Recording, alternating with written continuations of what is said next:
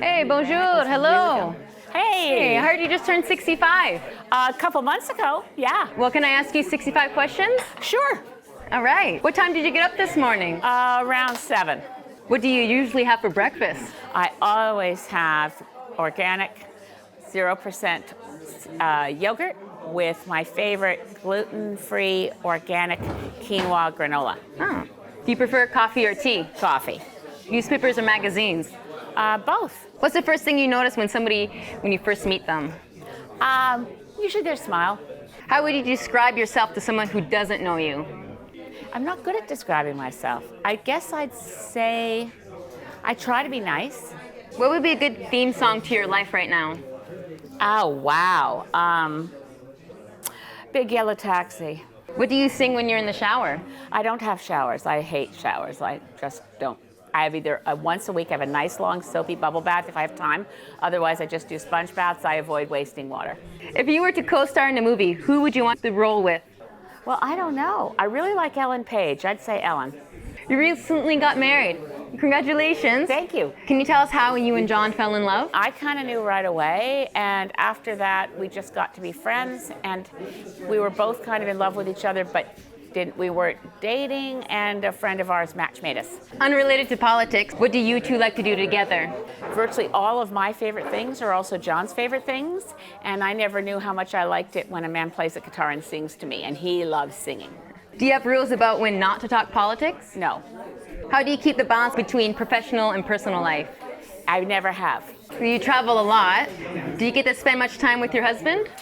He's running for Parliament in Mission Matsqui Fraser Canyon, which is in the interior BC. We made a rule when we first got together that we were never going to spend more than 2 weeks apart. So we figure it out. So far, so good. How do you handle time changes and jet lag? I'm pretty much tired all the time. When you and John are together, who does the dishes? If we're at his place, he does. If we're at my place, I do. But honestly, he does more dishes than I do. How many children do you have?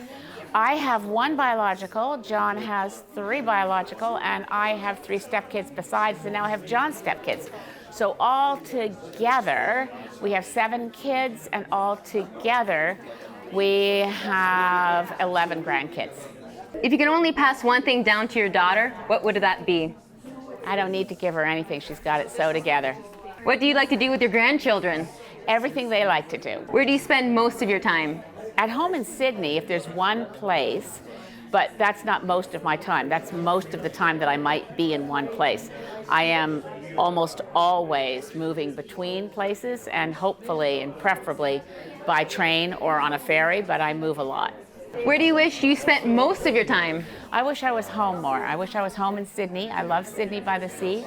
I wish I was home. I like my home church. I like not being on the go. But there's almost no chance of that.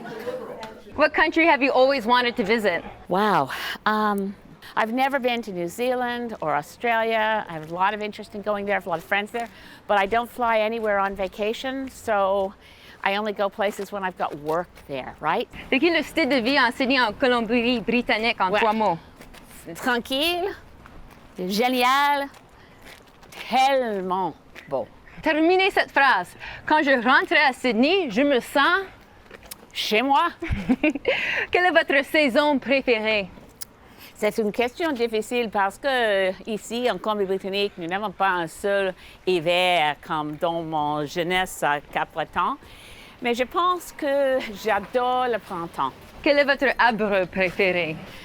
C'est difficile cette question parce que j'adore tous les arbres, j'adore les forêts avec la biodiversité de quelques types d'arbres différents. Alors j'adore les arbres. C'est pas possible de choisir seulement un. Et quel est votre livre préféré? De tout le monde, j'adore les livres.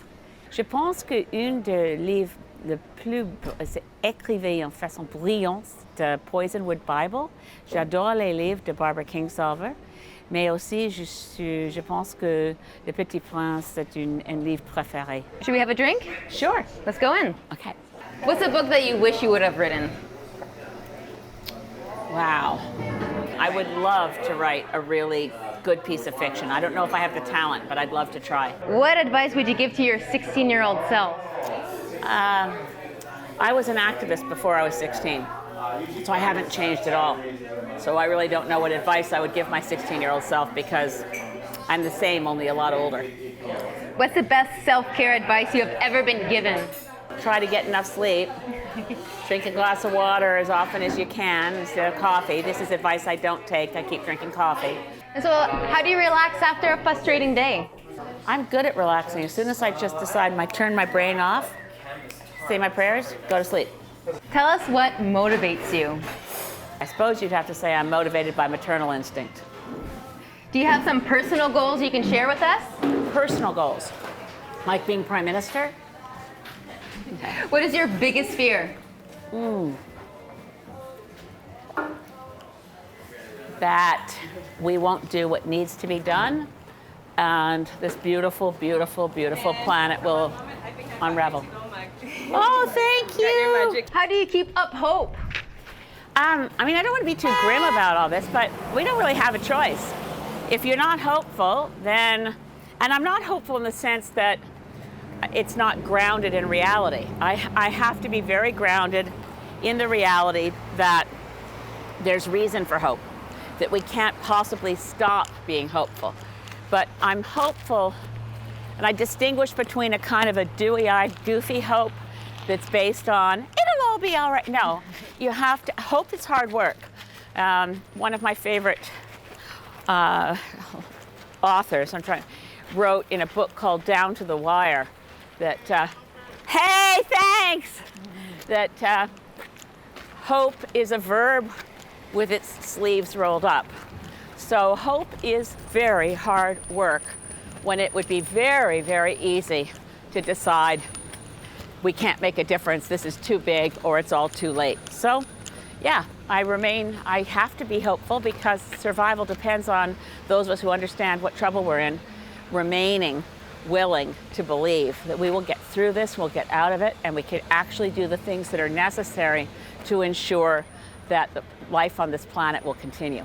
And that's something that is encouraging news for people. We really can do it together, right?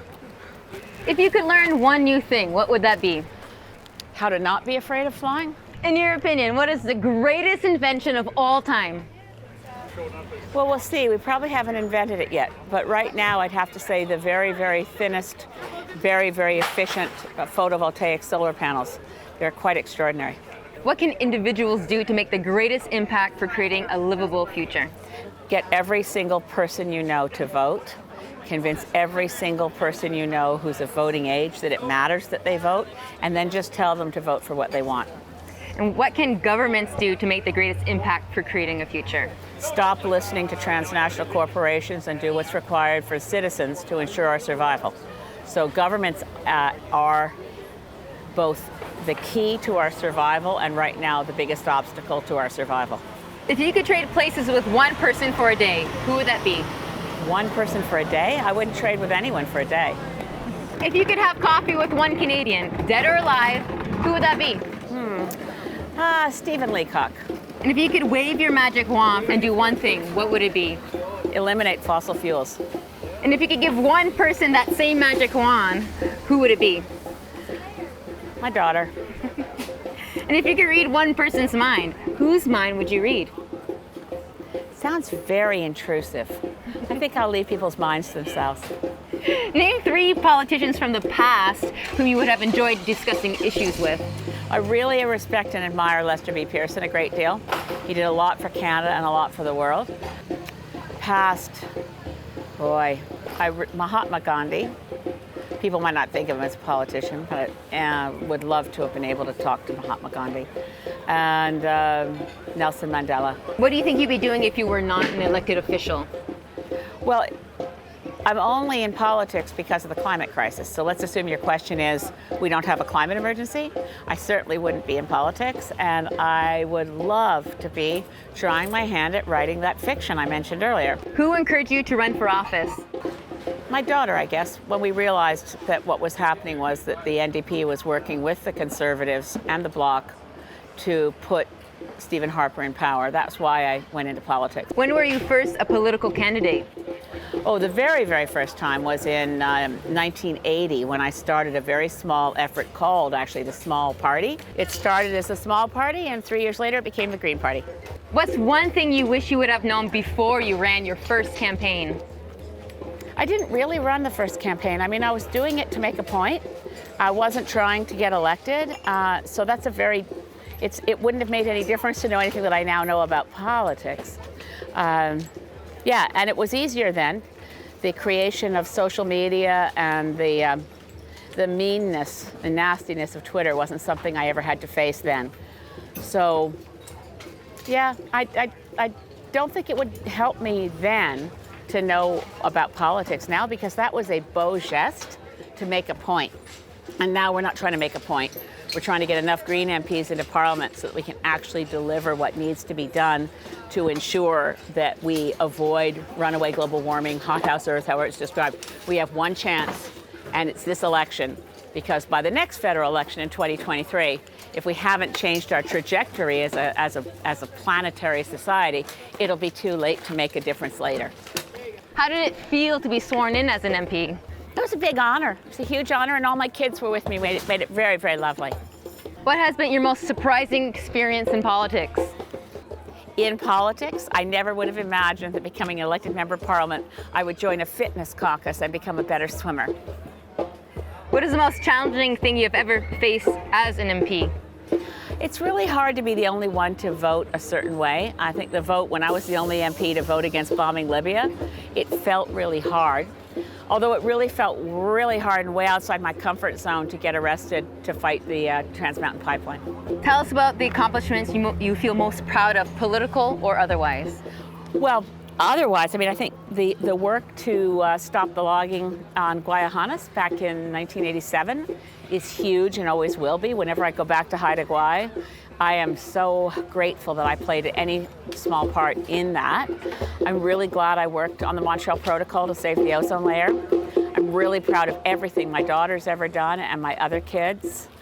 And as an MP, there are hundreds of cases where we've helped people with immigration problems, really serious threats of deportation. So I know I've saved people's lives. That makes a big difference. And then lots and lots and lots of bills that I've gotten passed, and keeping facilities open and protecting jobs. There's a lot. I'm really quite proud of my record. Finish this sentence. What the world needs now is... Well, it's always love, right? And finish this sentence. The future of Canada looks like... It looks fantastic as long as this election delivers Green MPs to Parliament who will insist that we stop being subservient to transnational corporations and stop being subservient to big oil, and make the changes we need to have 100% green renewable energy and industries that are derived from doing good for the world. And what is one other message you would like Canadians to know? Every single person has power. Who would you ask 65 questions to? I don't know. I'm so lucky to know most of the people who are my heroes. Like, I've probably over the years asked Jane Goodall 65 questions already. I'm very lucky. I know a lot of the people who are my heroes. All right, one last question. How do you think this interview went?